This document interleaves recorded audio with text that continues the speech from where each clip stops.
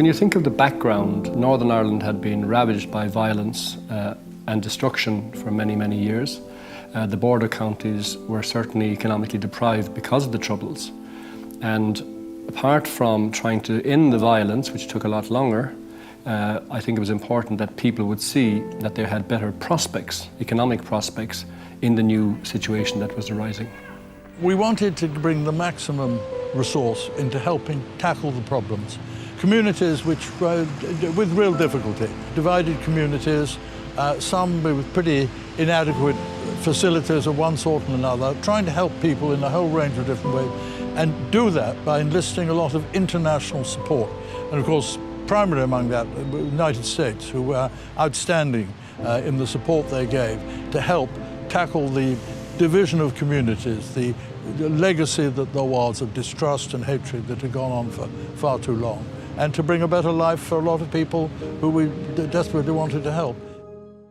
Institutions, non-human entities can be constructed, renovated, replaced, but in the end it's what people feel, think, and believe that matters.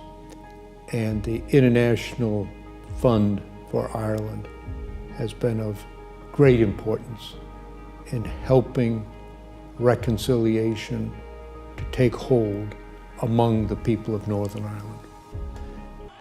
As hard as it is to bring conflicts to an end, it is even more difficult to gain full implementation of agreements. It's very, very important that people not turn away once an agreement is reached and think, well, that job's over, let's go on to something else.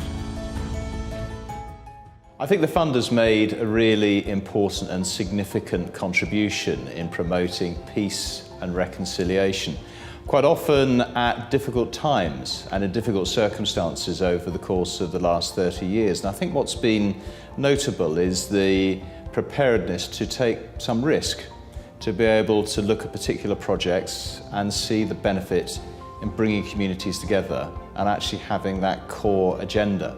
So it has been significant, and I really commend the Fund for all of its work over the last 30 years.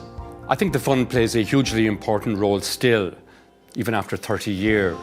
The problems are perhaps not as acute, but the engagement is ever more important because of the fragile political institutions in Northern Ireland, because of the fragility and the sensitivities about relations north and south.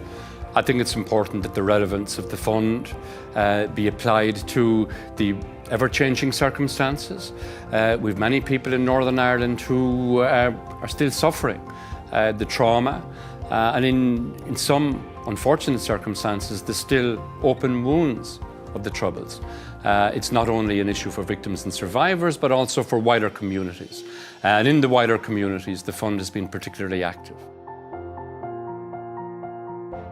It's easy to accept normality as it is today amidst the hustle and bustle of everyday life, watching the hundreds of thousands of people visit the iconic locations and infrastructure in Northern Ireland and the border counties. But we must remember that the Fund wasn't created to change the big picture skylines. It was targeted to tackle sectarianism, change attitudes, enable trust and empower confidence. It has done that and continues to do much, much more.